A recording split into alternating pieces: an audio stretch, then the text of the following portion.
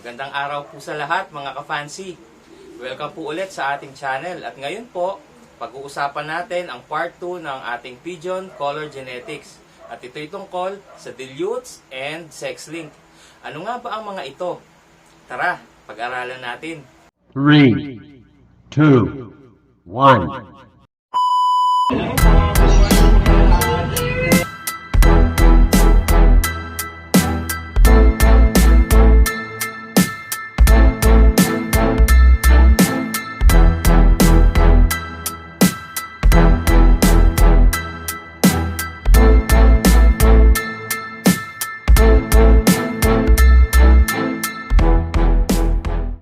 Nga po pala mga ka-fancy, kung hindi nyo pa po napapanood yung unang video natin, yung part 1 sa ating Pigeon Color Genetics, mas okay po kung panoorin po muna natin para mas maintindihan po natin yung magiging topic po natin sa ngayon.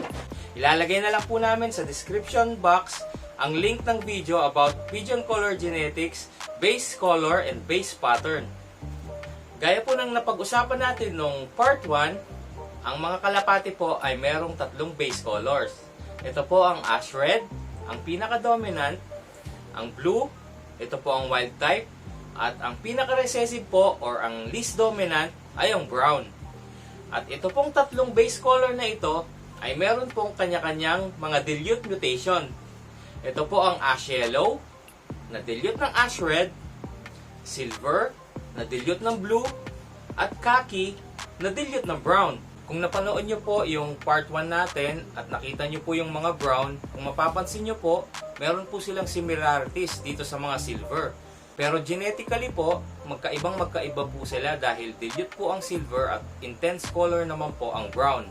Medyo mahirap pong malaman kung alin ang silver at alin ang brown pag mga adults na po sila. Pero malalaman po natin ito pag YB po sila. Pagkapisa po ng silver, ito po ay mapipisa na kalbo or short down, samantalang ang brown naman po ay mapipisa na normal down.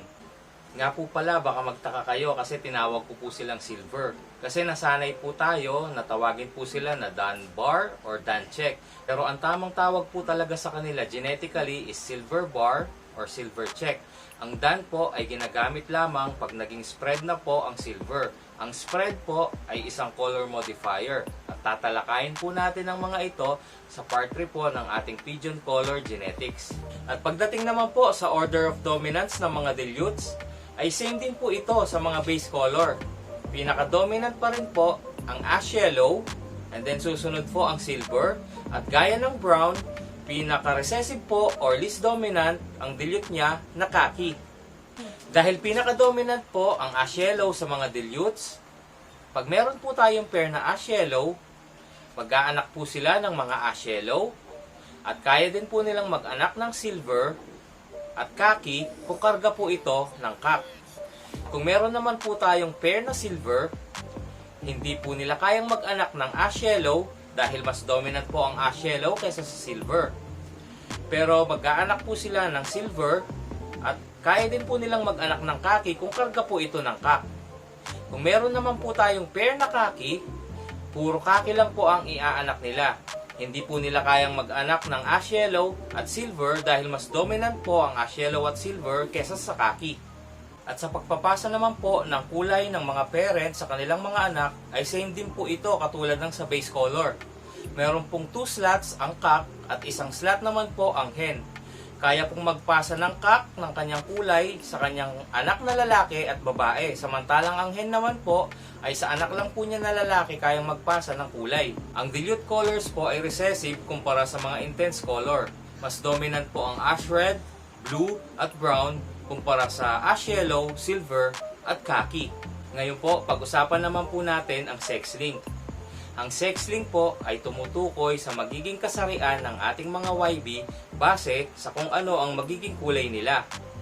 Ang sex link or sex link pairing ay mai-a-apply lang po natin sa base colors.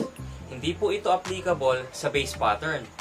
Ang easiest way naman po para malaman natin kung sex link po ang ating pairing, kailangan po mas dominant ang kulay ng hen kesa sa cock.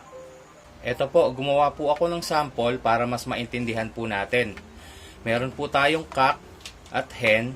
Ito po ang parents, ang pair natin.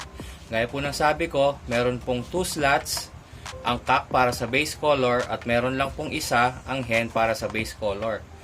At ang cock po, nagpapasa siya ng kanyang kulay, isa po sa hen at isa sa anak niya na cock.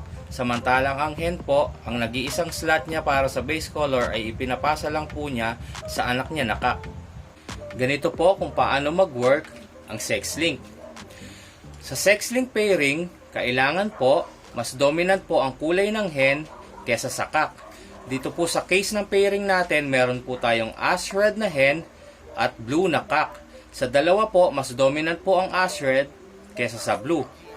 Ngayon po, pag nagpasa po sila ng kulay sa mga magiging anak nila, ang cock po magpapasa siya ng kulay niya na blue sa anak po niya na hen. Dahil isang slot lang po meron ng hen, automatic po magiging blue na rin po itong anak na hen. At ang isang slot po ng cock, ipapasa po niya ito sa anak po niya na cock.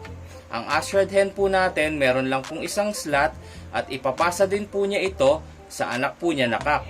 Ngayon, ang cock po na YB natin, meron po siyang dalawang karga na kulay, isang blue at isang ash red. Gaya po ng sabi ko dun sa unang video, sa dalawang slot ng cock, laging ang mas dominant po ang lalabas. Dito po sa case na to, mas dominant po ang ash red kesa sa blue, kaya automatic po itong cock natin ay magiging ash red. Pero split po siya sa blue.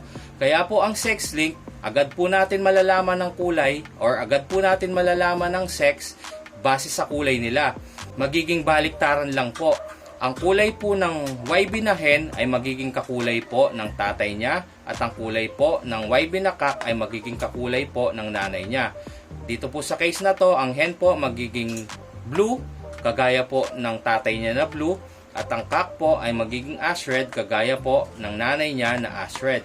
So basically, ganun po ang sex link pairing. Kaya mas malalaman po natin agad ang gender ng mga YB base sa kulay nila. Kahit bata pa po sila, basta tumubo na ang kulay at nakita na natin, alam na po kagad natin kung ano ang magiging gender nila.